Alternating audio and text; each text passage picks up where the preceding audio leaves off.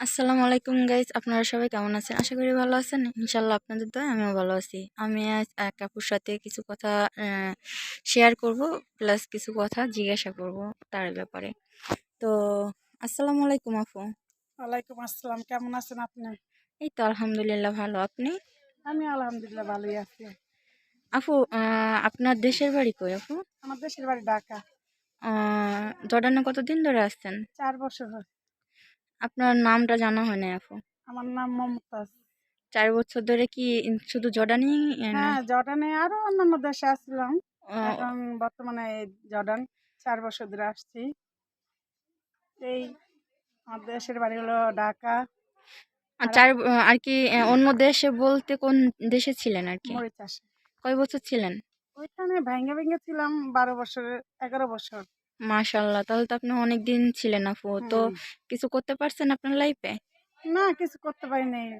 কেন, মানুষদের বিশ্বাস করে করে অনেক ঠক খাইছি। যাক, এখন বর্তমানে চেষ্টায় আছি কিছু ধইরা রাখার জন্য। তো আল্লাহ যেন ভালোই রাখে এটাই আশা করি। আর যেখানে কাজ করতেছি মোটামুটি ভালোই। তো আপু, আপনার কোনো বাচ্চা নেই? হ্যাঁ, আছে আহ, একটা মেয়ে। তাদের জন্য কষ্ট হয় না যে এই যে 12 বছর কাটালেন এখানে আসছেন, তাদের তো সময় দিতে পারেন না? কি করবো, বাধ্যতার মূল্যে করতে হয়, পরিস্থিতির শিকার না। তো এই পর্যন্ত আসলে যদি দেখতে যাই তাহলে আপনি অনেক বছর ধরে আর কি চাকরি করেন, তো এই পর্যন্ত আপনার কিছুই নাই? না, কিছুই নেই, একটা শুধু একটু জমিন আছে। এখন যদি উপর আল্লাহ রহমত করে তো কিছু করার আশা আছে। আপনার তো ছেলে নাই না? না। ছেলে থাকলেও তো আপনার পাশে দাঁড়াইতে পারতো। হুম। তাও তো মেয়ে। আসলে আমি অনেক সময় আপনাদের বলি যে আপনারা ডিপিএস করবেন, অ্যাকাউন্ট করবেন। কেন বলি জানেন? এই কারণে। এটা একটা বাস্তবতা। আমি এই আপুর সাথে আগেও কথা বলছি। কারণ এই জন্য বলছি যে আপুর থেকে কিছু শেখেন। আমরা যে এখানে ভিউজ পাওয়ার জন্য বা লাইক কমেন্ট পাওয়ার জন্য যে বলতেছি তা না। এই আপুর একদম বাস্তব ঘটনা। মরিচাষ থেকে আসতে 10-12 বছর। তার লাইফে কিছুই করতে পারে নাই। এখানে আসতে আমাদের সাথেই কিন্তু উনি জব করে। তাও উনি কিছু করতে পারে না। কারণ কি? মানুষের বিশ্বাস করে ঠকছে। এজন্য আমাদের উচিত যে আমরা যদি একটা অ্যাকাউন্ট করে আসি, সে জায়গায় যদি নিজেদের জন্য সামান্য কিছু একটা ফেলায় রাখি, তাহলে দেখা যায় যে ভবিষ্যতে আমরা কিছু করতে পারি। না হলে দেখেন, এই আপুকে কি আমি আসলে কি বলবো?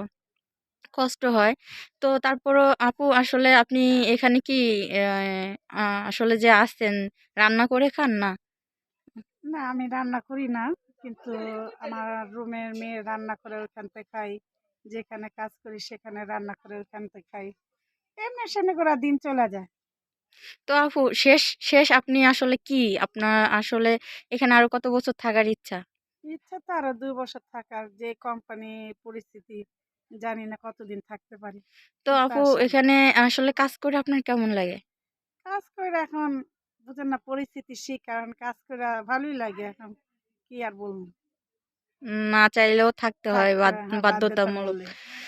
তো আপু, আপনার জন্য অনেক দোয়া রইলো। আর আপনারা যারা আপুরে দেখবেন অবশ্যই আপুর জন্য দোয়া করবেন।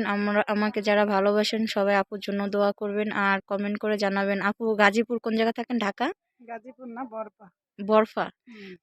ওখান থেকে কারা কারা দেখবেন অবশ্যই কমেন্ট করে জানাবেন। যদি ভালো লেগে থাকে অবশ্যই লাইক কমেন্ট শেয়ার করবেন, সাবস্ক্রাইব করবেন, বেল আইকনটা বাজিয়ে দিবেন।